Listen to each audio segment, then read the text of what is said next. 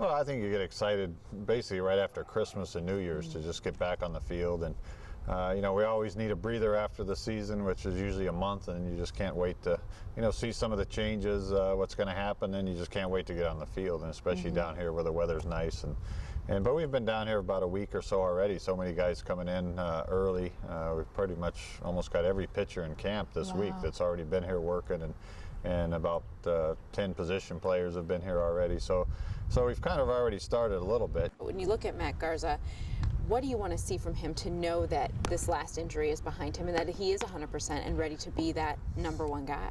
Well, I don't think we'll really know what we have until he gets out on the mound for the first time. He's basically right where he wants to be, and we want him to be. You know, he threw 45 pitches a couple days ago on the mound, probably, you know, 70% or something. So ball's coming out of his hand great. You know, he hasn't thrown any spinning balls yet, but like I said, we really won't know until he gets out on that mound and everything's going well. But, you know, right now everything's going great. He's basically the same place he would be if he had no injury. Wow, that's fantastic. As far as Edwin Jackson, you kind of know what you're getting in him, correct? And how do you see him fitting in with this staff? Well, I mean, you know, he's going to be, you know, that second or third guy, you know, fitting in right now. You know, he's a guy that just keeps getting better and better and learning how to pitch and learn how to use all his pitches, pitch into a game plan. You see it all.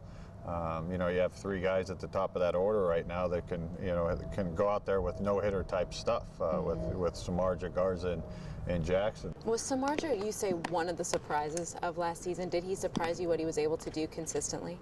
Well, I think he was, you know, surprise really not coming out of him, his work ethic and you know, that football mentality on the mound. And you know, I think it got to the point where I was surprised that he was able to make that huge adjustment after kind of struggling there in the middle of that season, and then what he did those last 8 starts of the season, and then obviously his complete game to finish it all off. Talk about taking a step. Anthony Rizzo seemed to do that last year. He was certainly a bright spot. What does he need to do now to be able to start this season as strong as he played last year? You know, Rizzo's just one of them players, special guys, that he doesn't accept mediocrity, whether it's defense, whether it's base running or anything like that. So, you know, he really doesn't have to change anything. He just needs to keep getting better, and his work ethic will make everything fall right into place anyway. Now, I know you learned a lot during the season last year. Did you learn in the offseason not to go hunting with Robin Yount? How have you recovered from that incident? We went plenty of times after that. Did you really? A few times with a bow. I didn't want to get hit in the air with a bow, but yeah, no, that stuff happens, and hopefully it never happens again. But it wasn't as serious as people really thought it was. It just sounded serious. Well, there was a way they put it in bold letters in the paper, you know. It was like shot in a hunting accident, so people think you got a deer rifle in your hand when we just had a shotgun. And it was your ear, so all is well as you head into the season. Everything's fine. Fantastic.